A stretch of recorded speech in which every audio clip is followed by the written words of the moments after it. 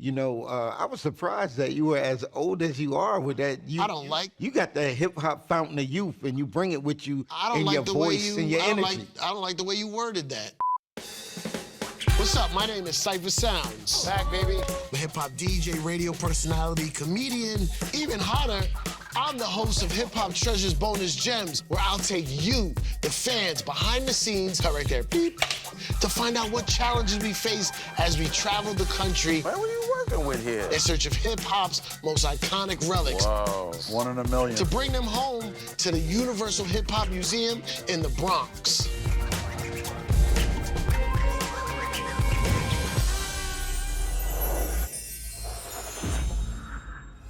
I'm Cypher Sounds, and I'm a field collector for the Universal Hip Hop Museum. I'm here with my guy, Paradise Gray, chief curator of the Universal Hip Hop Museum in the Bronx. Man, when I think of DMX, I think of just rough, rugged, raw hip hop. I think about a man who was conflicted with the streets, but also a man of God. And I think of me personally, I watched him go from literally nothing to a superstar at the moment when I was nothing. And I was like, hey man, if he could do it, I could do it. And he always meant that to me. DMX was a grown-ass man in the middle of a lot of little boys that was making hip-hop at the time. You know what I'm saying? He was Right. adult contemporary hip-hop. Yeah. There's that famous clip of Jay-Z talking about how DMX was on before him, and DMX would come out all rough, rugged, and raw, make all the guys go crazy. Then he would take his shirt off, make all the girls go crazy, and then he would start doing a prayer in the middle of his show and make the audience cry. And Jay-Z was like, how am I gonna follow this? He'll take you on every range of emotion. Yes, sir. He basically was like a human hip-hop soap opera. Yeah. You know what Wow. I'm saying? That took you through the full range of human emotions with his Yeah. artwork.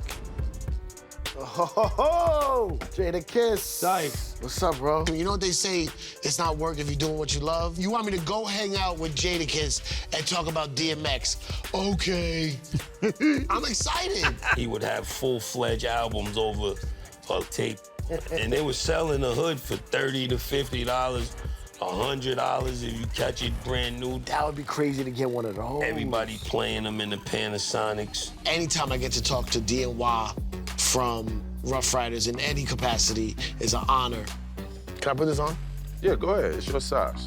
I don't think any motorcycle gear is my size. They're a little too short. Yeah. You rough riding. Man, that was a great moment in my life, man. To literally put on DMX Rough Rider vests, like you could feel the spirit of DMX because he was about that Rough Rider life, you know, the bike life, the Yes, sir. street life, the car life, and that's a real big movement that they show a lot of love towards, you know, like that's a brotherhood. Yeah, yeah. So it felt cool to be like in that for a moment. X created his own lane.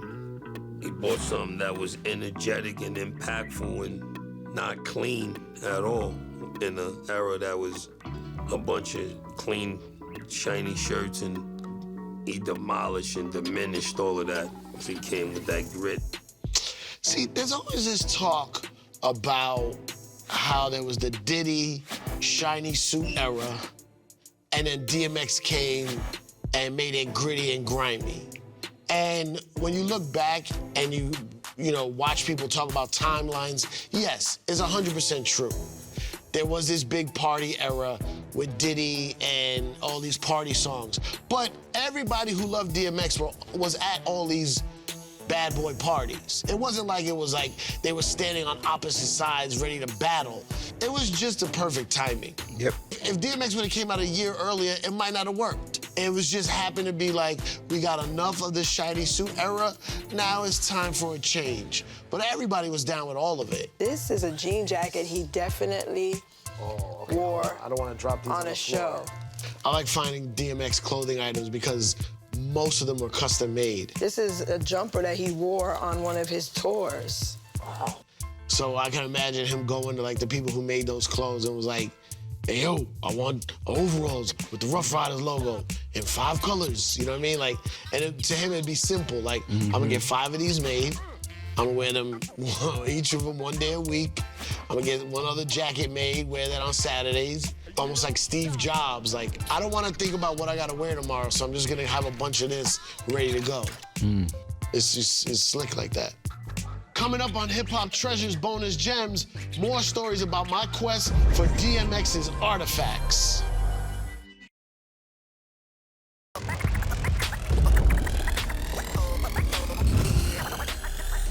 See, the thing about DMX is that he was like a minimalist, right? He didn't have a lot of possessions. He didn't have a lot of flashy jewelry or clothes, but he did love cars. So his car collection was crazy. Hip hop culture is really, you know, we sample everything that we like. Right.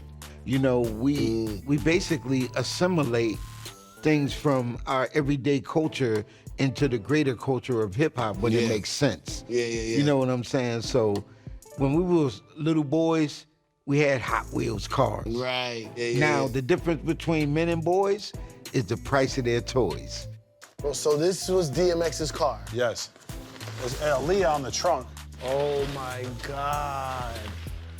This is crazy. Holy shish kebab. Very detailed, right? Real nice.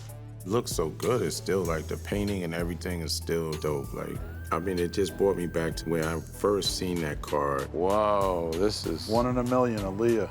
Wow, this Oh is my classic. God, I'm gonna cry, yo. This is so beautiful.